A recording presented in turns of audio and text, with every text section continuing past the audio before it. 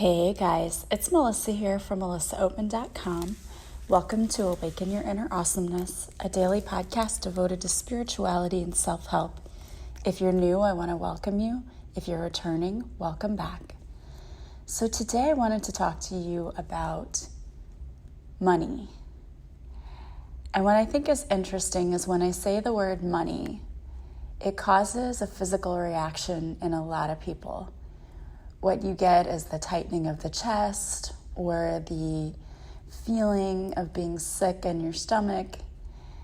Those are all common reactions to fear. And when I talk about money, that creates a lot of fear for people. And what I want you to understand today is that money does not have to be a source of frustration or fear for you. Money can come to us easily.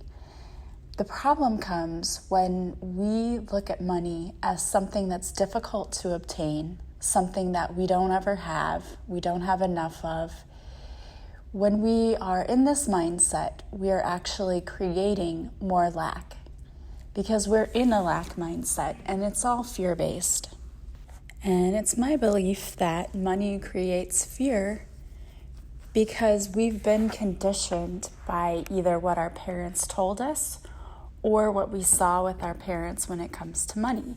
I know that was definitely the case for me growing up, being in a single parent household. Money was tight, and that's what we were always told, and that there was, just enough, no extra.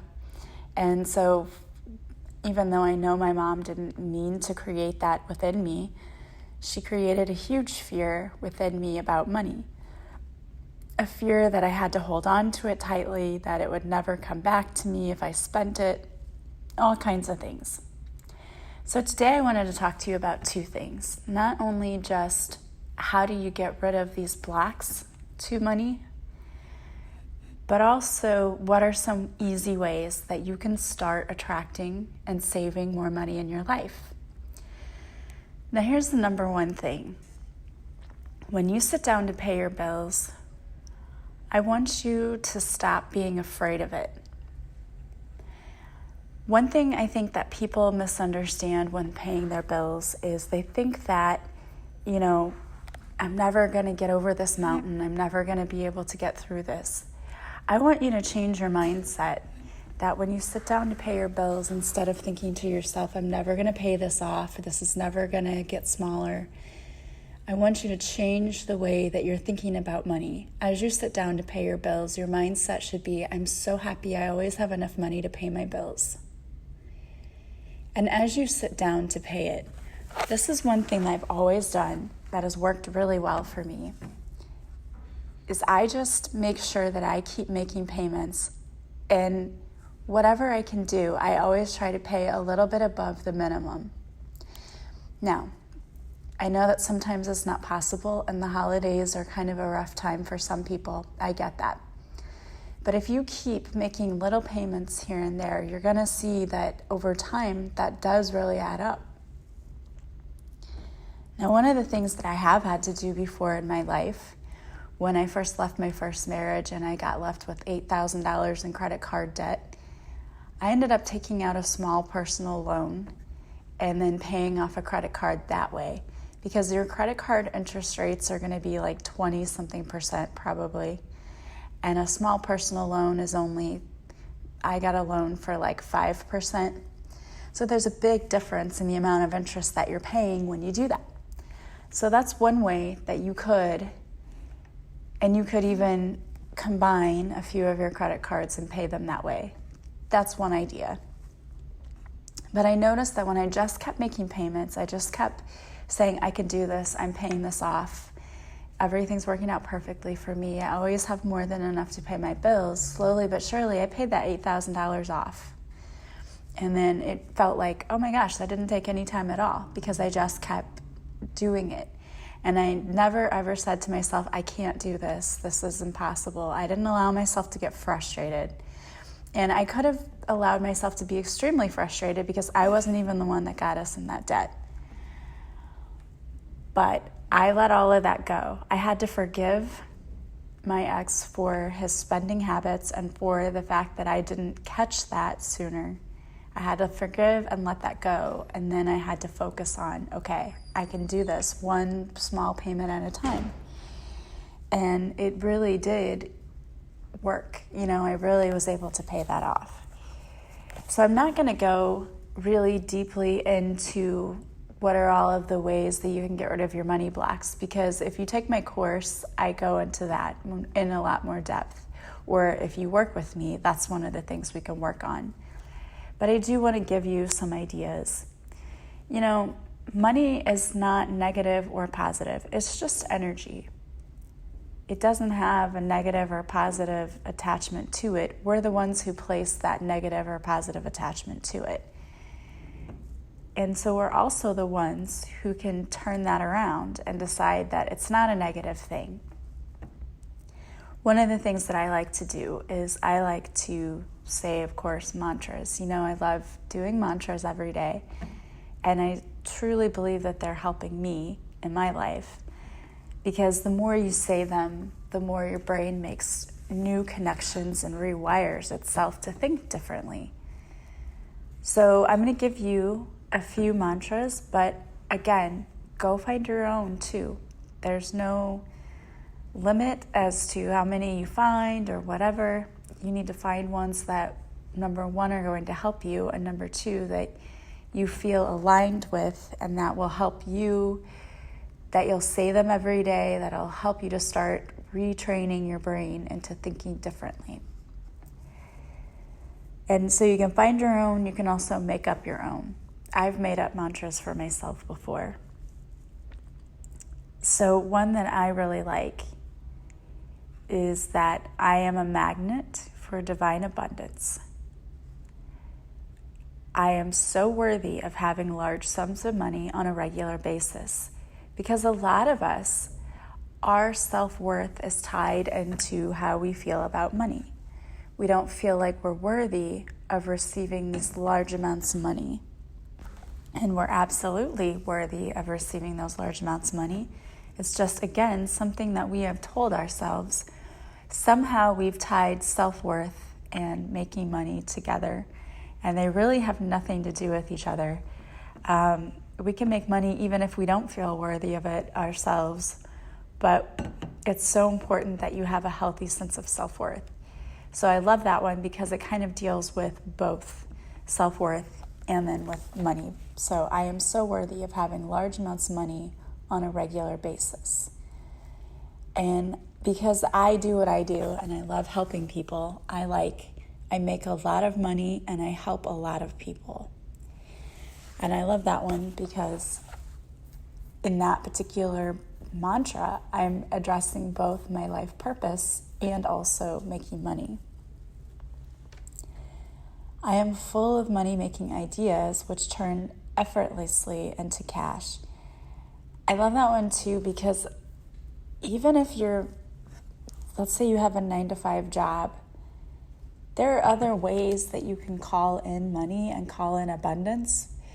For a lot of people, the job that you have, there's not a lot of room to make more money. Like for teaching, for example, you have a contract and there really isn't any way to move above and beyond whatever that step is that you get on a contract. And I know that there are a lot of jobs like that.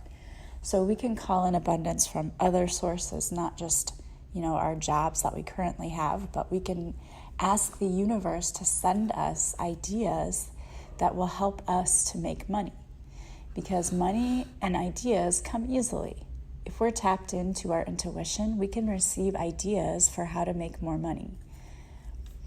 And the thing is, you have to get really happy about it, and you have to believe that you can receive this. And money can come to you in any way. Anything can happen. I mean, I've had people who tell me that they've gotten checks in the mail because their insurance had a safe driving bonus and they got that and it was for a couple $100. I personally have had bills that were $100 lower and there was no real reason why it should be because nothing had changed, but I'm not questioning that. Just a lot of things can happen. So when you get into this money mindset of I am aligned with money and it can flow to me in any way and it flows easily and I don't have to spend a lot of time. A lot of people have this belief that you have to work hard in order to earn a lot of money, and that's not necessarily true either. So when you get into that alignment where you know that you can make money easily, it comes to you easily, then amazing things start to happen, like ideas flow to you, or money just flows to you from just in ways you would never even imagine. Like, I've had people who came to me and like, hey, remember you loaned me money like a year ago and like I want to pay you back, and I'd totally forgotten about it. It's like, oh yeah, okay, great, thanks. And one of the things I want to point out too is that money can flow to you easily, but if you're a type of person who isn't paying your bills, like you owe money to people and you're just like, I don't want to deal with it and I'm not going to deal with it and I'm not going to pay money, you're creating lack in that way too. When you don't pay your bills, that's also creating lack. Pay your bills and show gratitude that you're able to pay your bills and know that it will come back to you. I mean, we talk about karma, but there's karma with money too.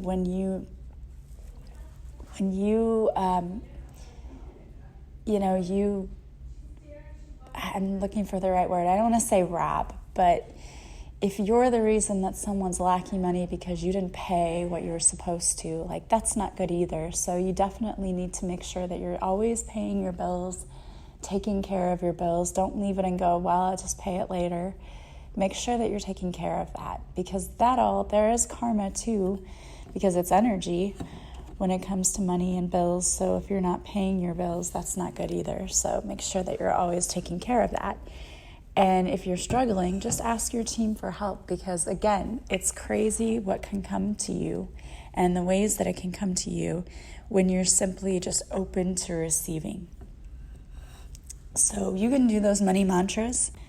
Another thing you can do is to do meditations, and just go do a YouTube search. There are a lot of people who have them, but there's also tappings, the emotional freedom technique for money. So again, you can go do a search for Brad Yates, and you can search for a specific one, or you can just type his name and see what comes up. He's not the only one. There was another woman one time who had a money tapping, and hers was like 15 minutes long or something like that. But pick the ones that you know you'll do and that you know like speak to you, because if you don't like something that you're doing, or it doesn't resonate with you, you're going to quit doing it. And you need to find something that you do. When I say, do these mantras, do these meditations, do these tappings, it's not like you do them once and then never again. The mantras I do daily, and the tapping I might do like once a week, or, if I feel like I need to do it more than that, I'll do it more than that. It's how often you need it. But the mantras I do daily. So I wanted to talk to you then, not just about how we can get rid of those blocks to money. And sometimes it goes really deep. Sometimes it's from a past life. And sometimes it requires doing a past life regression to really understand where this money block is coming from. And I've had clients where we've done past life regressions and they saw themselves losing their money, or that money was the root of all evil when they were in that lifetime, and that's why that they tend to avoid it in this one. And I know myself personally, I saw a past life like that. So that's another thing you can do, is a past life regression. Or you can do Reiki to balance your energy chakras too, because when we don't feel like we're worthy of things, usually our solar plexus chakra or sacral chakra gets blocked, and that can cause a lot of that emotional stuff too. So now I want to talk about what are some practical ways that you can start attracting more money into your life. And one of the things that I know I did, and you can do this, and it doesn't take a lot of money, and you're going to think, this is not going to make a difference. It's going to make a difference. is just take a little bit of money out of each paycheck to put aside. It can be $5 or $10. There's an envelope challenge that I've seen going around out there, and I think it's kind of cool. And so you label an envelope from 1 to 100. So you'll have to have 100 envelopes. And each day you put that dollar amount, I think it's a weekly, each week you put that dollar amount back in the envelope. And so when you first start doing it, it's no big deal because you're putting back $1 and then $2 and then you don't really think about it. And then by the end of it, you're putting 100 in from the week. But by the end of this challenge, like you're just putting money away and not really thinking about it. And by the end, you've saved up quite a bit. So I love that idea because for me, what I did with my old job was we were able to put our money in 2 different accounts. And so I would just take a little bit from my check that I didn't really think I'd notice. For me, that was $100. Now, right now in this job, I couldn't do that. But in my old job, this is what I did. And I love this. And I will start doing it again once I'm able to. But I just have that money taken straight out and put into my savings because I didn't even miss it. I didn't see it. And so I was saving up money by the end of the year. The other thing is that I have money, just a little bit, like I said, not like a ton, but just a little bit taken out to put in a mutual fund. And I had that open so I'd have some savings, even though we have a retirement program through here. I also have my own. And I learned about a couple of apps that are kind of cool that do essentially the same thing. There's one that's called Stash, and I haven't personally used it myself, but I did go and read about it. And what it does is it takes you can start it with $5, and it takes your money and invests it. And it's just little amounts like that, like $5 here, $5 there. And it's money that you really don't notice, you don't see, but they invest it for you, sort of like if you had a mutual fund or something like that. But with mutual funds, you have to have more money to open those. And with this, you only have to have $5. So I would urge you to, if you don't already, think about opening some kind of mutual fund. I would urge you to think about putting back $5 here and there in savings. I mean, things where you won't miss it, and there are a lot of ways that we can save money. If you go out to lunch every day, you can save money by making your meals ahead. And that's a good way too, if you're trying to look at what do you eat and, losing weight, you can meal prep ahead of time, and you can take a Sunday evening or something and plan out all of your healthy meals. You'll save money, you'll be eating healthier. You may not like it as much at first because, of course, everyone likes to be able to go out to eat, but there are a lot of ways where we spend money on things that really aren't necessary. Another thing that I would really suggest, if you don't do it yet, is make sure that you have a list when you go shopping and try to stick to that list, because you're sticking to a budget. If you're like me, when I go into a store, I go in for one thing that I need and I come out with the 5 things I didn't need and forget the one thing I did need. And that seriously is how my brain works. So I do online grocery shopping. We're fortunate enough that we have grocery pickup.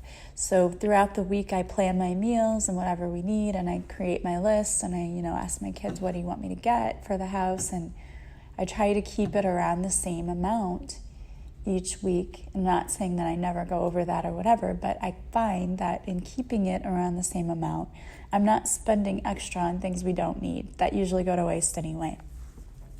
So that's another way for you to save money. And a lot of people think, you have to start saving really big. No, you don't. It can be little things here and there. And the other thing I do is, I don't know about you, but I always end up with change, with coins, and I don't have anywhere to keep it in my purse, and they get heavy. So I also have just a jar in my home where we throw our change, and that really adds up too. Before we went to Europe last summer, we went in and We exchanged all the change, and it was almost $100. So that was extra spending money that we wouldn't have had otherwise. So I always do that too. I, make it creative. Like, I had this cup too that's like Rome. There's a picture on it, and that was a trip that I really loved, and I keep telling myself I'm going to go back to Rome. So start putting your coins in there and visualize, yes, this is the trip I'm going to take with it.